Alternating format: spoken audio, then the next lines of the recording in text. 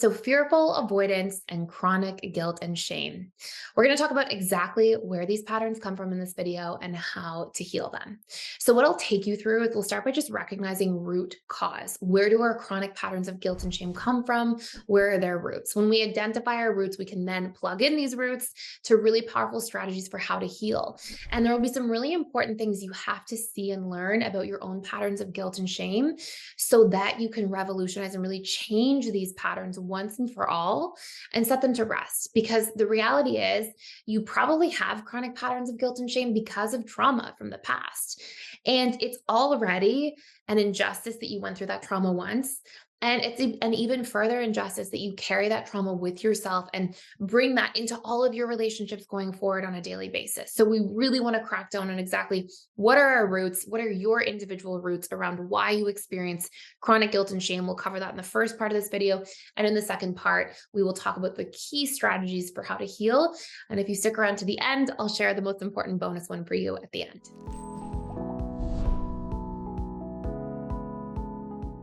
So, one of the first things I just want to sort of touch on in terms of the different ways that people can become plagued by chronic guilt and shame is if you are walking on eggshells all the time as a child.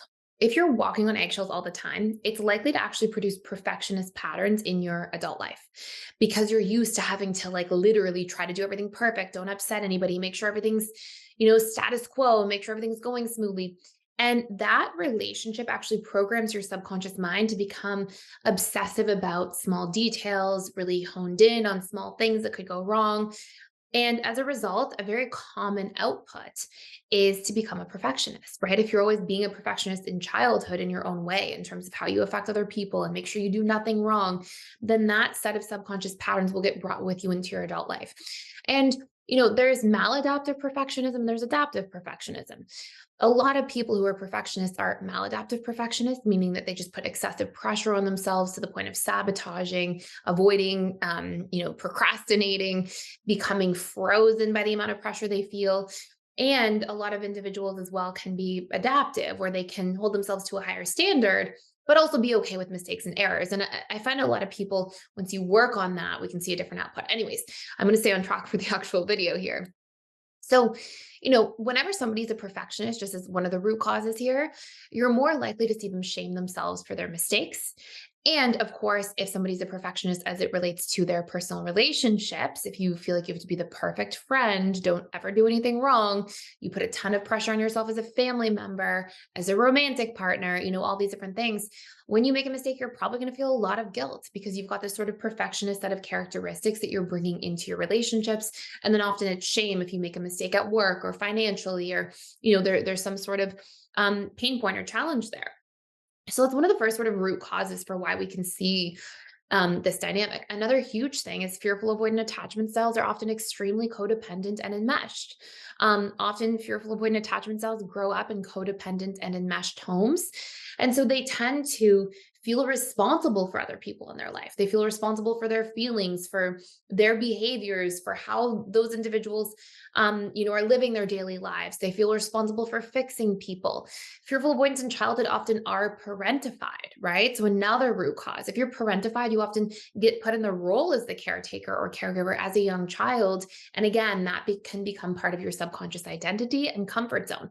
And so you may relate to other people through that role. Now, on top of that, if you have different unmet needs from childhood, if you don't feel like your needs are being met, maybe you feel like your needs are mostly met when you're caretaking others, but you actually don't feel like your individual needs as a child are seen, heard, understood, and catered to or met.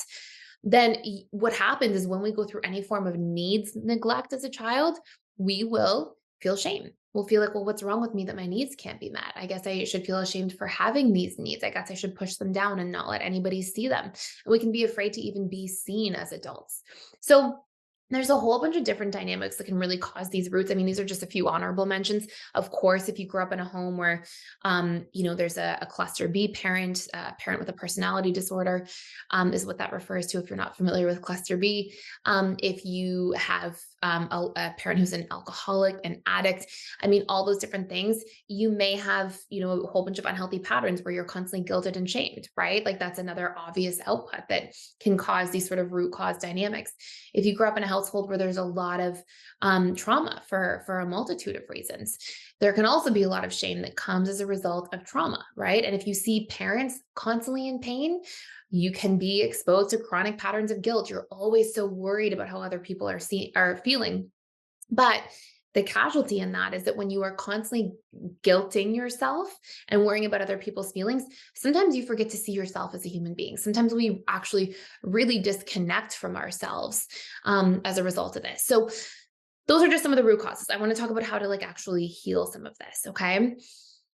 The first step to really overcoming chronic guilt and shame, okay, is, and I would actually encourage you like to pause this video and actually write this out for a moment, is to look at what it's costing you.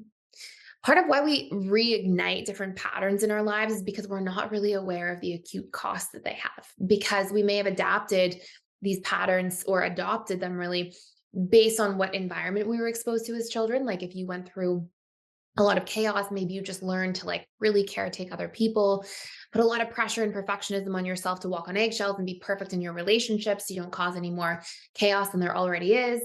And you may have, as a result of that, just gotten into this habit of guilting and shaming yourself over small things. And it might have kept you safe in childhood. It might have kept you good and, as removed from the chaos as possible. And it might have caused some form of relief. But when you're not living in a household or a dynamic like that as an adult, and yet those patterns still remain, they actually become very destructive instead of what might have been somewhat constructive in childhood, or at least served at the given time that you were experiencing some of those things. So we have to first look at the cost. And I want to ask you, like, what does it cost you to shame yourself all the time? Is it helping you get ahead in life? Is it helping you feel better about yourself? Is it helping you with your self-esteem? Is it actually improving your relationships, or does it cause you to feel frustrated or even to put so much pressure on yourself that eventually, you feel like people owe you because you're holding yourself to such a high standard. And then maybe you feel let down when other people don't hold themselves to such a high standard. And what does it cost you to guilt yourself all the time? Are you realizing that guilt often leads to self-abandonment of your own boundaries and needs and standards in relationships? Are you realizing that chronic guilt patterns often cause you to see other people, but to not see yourself, to not see how you're affected by things, to not see how somebody's hurting you because you're so busy worrying about how you're hurting everybody else or how you could be affecting others? So I want you to look and I want you to think about this. Okay. Like obviously I'm putting this in this video and I'm kind of going through this, but I want you to take some time if you can and just reflect, like really ask yourself some of those questions. Think about them, sit on those questions for a moment. Because when we realize that these are outdated patterns and they're no longer serving us, we can be motivated to change. And when we emote about what's not working, it lands at the subconscious. The language of the subconscious mind is emotion and imagery. And so when we really see and feel about the costs of things, we can actually, at a subconscious level where our chronic guilt and shame patterns exist, be motivated to make a difference. So that's the first big thing. The second thing is, when you have time, I want you to try to audit. Okay. Try to audit how often you guilt and shame yourself. Try to notice it. Is it in the morning? Is it in the afternoon? Is it all day throughout the day at work? Is it with friendships? Are you constantly worrying about other people at the expense of your own self and your needs? So try to recognize just how often this is taking place. I often have people keep a guilt or shame journal and just, try to journal down throughout the day, like, oh, I guilted myself here. Or even if you keep notes on your phone, we want to see the pattern for what it is, because then we'll really realize how much it's affecting us. Now, after that, there's a couple things we can start doing. Number one, when you start to become consciously aware of these subconscious patterns, so when you start auditing them, you look at them, you kind of bring them into the light through looking at the costs and through auditing them, then I want you to start asking yourself, how can I see my experience in this as well? Okay, so that's the first question. And it's funny because it's going to break the pattern. One of the first things you'll see is that when you are chronically guilting and shaming yourself, you're not treating yourself as a human being. You're not seeing yourself.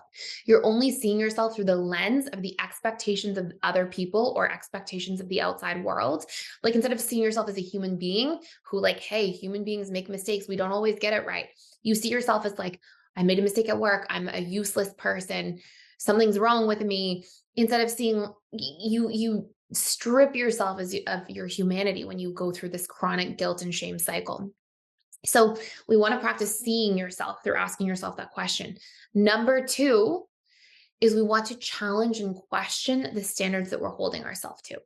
Is it reasonable for me to think that it's absolutely unacceptable to make a mistake? Is it reasonable for me to put this much pressure on myself in relationships? If I'm seeing this person and all of what they're going through, what about me? Do I have needs that are not being met? How am I feeling in this experience? And so by questioning some of these things and just bringing that context and that self-perception back, because really like at the root of chronic guilt and shame is that you've disconnected from the relationship to feeling and seeing yourself. And so when you can start like sitting in that and can reconnecting to yourself in that and actually diving into seeing and hearing yourself, all of a sudden you're going to be empowered to recognize that it's important for you to take yourself into consideration. And the next thing is if we do something that we don't like, okay, and we make a mistake, we say or do the wrong thing in a relationship, I really want to urge you to get curious, to ask yourself, what is the root cause for why I did this thing? And let me work on that. So instead of shaming ourselves, instead of guilting ourselves, let's say you forgot to text somebody back or you forgot to make an important phone call. Instead of shaming yourself, ask yourself, what's the root cause of why this happened? Maybe you have too much on your plate and you need better boundaries in your life. Maybe you don't feel like you can keep up with everything that's happening on a daily basis. Maybe there's root causes to pay attention to that allow you to attune to yourself and your life and how your daily life is affecting you. And in doing that, you can correct root cause. And that's actually going to be something where you're taking guilt and shame, you're alchemizing it, you're understanding what's beneath that, solving for that in your own personal life, seeing and hearing yourself. And by treating the roots of what mistakes you're making that are causing you to feel guilt and shame to begin with, like, oh, I need better boundaries, and that's why I did this thing. Or I have this huge fear of XYZ, and it led me to make this mistake here, and I have to work on the fear. When you can get into what's underneath that, you can alchemize guilt and shame and turn it into leverage for personal growth, personal attunement, and personal healing. So these are some steps you can take for today. I hope this makes a whole lot of sense. I have a whole deep course all about reprogramming chronic guilt and shame. Honorable mention, and the course covers it a lot, to just like also being gentle to yourself and practicing self-compassion in your internal dialogue, because that also plays a crucial role. But if you want to do a deep dive, you can check out that chronic guilt and shame course. There's a workbook, exercises, everything. You can check it out for free for 7 days using the link down below. And the goal of that course is to help you really move through guilt and shame and totally revolutionize those patterns and have all the knowledge to do so within that 7-day period. So that's it for today. Thank you so much for watching and for being here. Let me know patterns that you may see within yourself around chronic guilt and shame. And if you want to do a much deeper dive into some of these things, please feel free to let me know in the comments down below. Like, what are your patterns? And I'm happy to sort of pull those out and make more content about that too. So thank you so much for watching and for being here. Please subscribe, and I can't wait to see you in tomorrow's video.